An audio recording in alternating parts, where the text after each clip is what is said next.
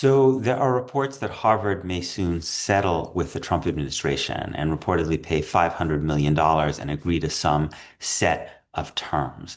This would follow, deals by Columbia and Brown, and probably set in motion a whole series of additional kind of agreements by universities with the Trump administration. The Harvard says that this agreement will not violate academic freedom.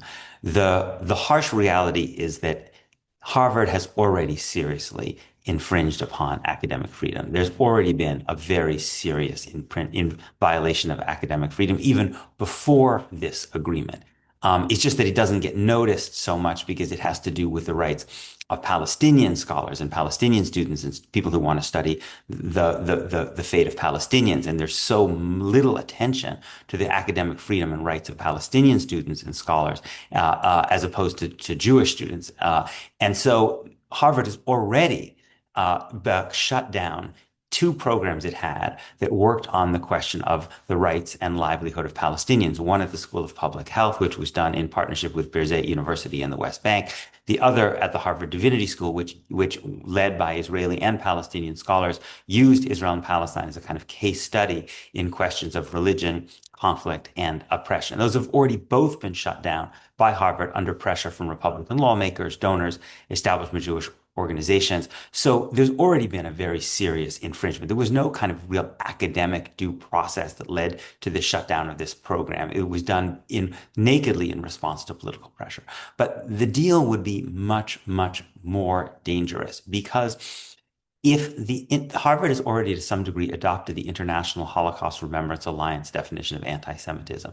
But if it's only adopted in name, the dangers are relatively limited. But if you make a deal with the Trump administration for some kind of enforcement mechanism in which the IHRA definition of anti-Semitism, which by the way has very little support from actual scholars of anti-Semitism, has been pushed for years, not by academics who study anti-Semitism, but by the Israeli government and pro-Israel organizations. If you enforce that definition, you make the teaching of Israel and Palestine basically an absurdity. You make genuine teaching and scholarship on the question of Israel-Palestine essentially impossible. Let me try to explain why. Two of the examples of anti-Semitism that are listed in the IHRA definition are first, denying the Jewish people their right to self-determination, e.g. by claiming that the existence of a state of Israel is a racist endeavor, and secondly, drawing comparisons of contemporary Israeli policy to that of the Nazis. So let's look at both of these. First of all, the language denying the Jewish people their right to self-determination is itself profoundly dishonest, right? Because Israel is not simply an exercise in Jewish self-determination. Self-determination is determination of the self. What Israel is doing is that it is determining, it is controlling the lives of millions of Palestinians, another people who lack individual and collective rights. So that is not self-determination when you are controlling and denying basic rights to members of another people, right? But to say that you can't claim that Israel is a racist endeavor on a college campus in your scholarship or teaching or in a seminar when Israel's own leading human rights organizations, B'Tselem, and Yesh Din, have said Israel is practicing apartheid. That Amnesty International and Human Rights Watch have said Israel is practicing apartheid. That Amnesty has said that Israel is committing genocide, and B'Tselem, Israel's human rights organization, is committing genocide. Right? To say that given those circumstances, you can't say that Israel is racist and you can't make any comparison between the actions of Israel and the actions of the Nazis, even though one sees these comparisons in the Israeli newspaper Haaretz literally every day. This makes teaching on Israel and Palestine an absolute absurdity, right? Think about how could you teach about the United States in the era of Trump, right?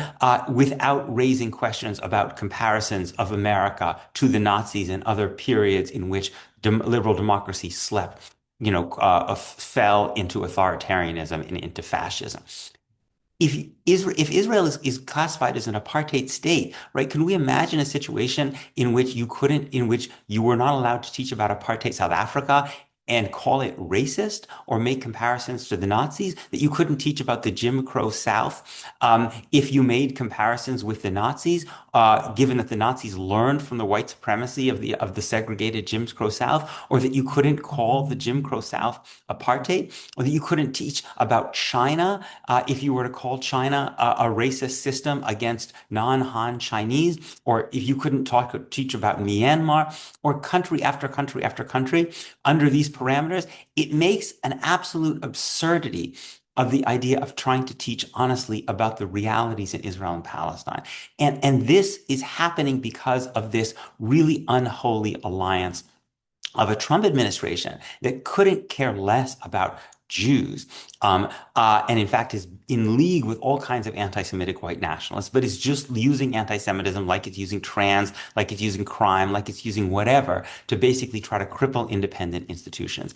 And a set of establishment American Jewish actors, organizations, and also individual donors and others who basically are desperate to try to prevent an open conversation in the United States about what's actually happening on the ground to Palestinians. And this is a very good way of doing that because you literally make it impossible to actually think about Israel in a comparative context, and you make it impossible to ask fundamental questions about the moral legitimacy of an enterprise, even though the moral legitimacy of the enterprise has been questioned profoundly by the world's leading human rights organizations and Israel's leading human rights organizations and many, many scholars around the world. But those scholars literally now could not do that work at Harvard University, the most famous, prestigious university in America, if the IHRA definition of anti-Semitism is enforced as part of a deal with the Trump administration. These are the stakes. This is the threat.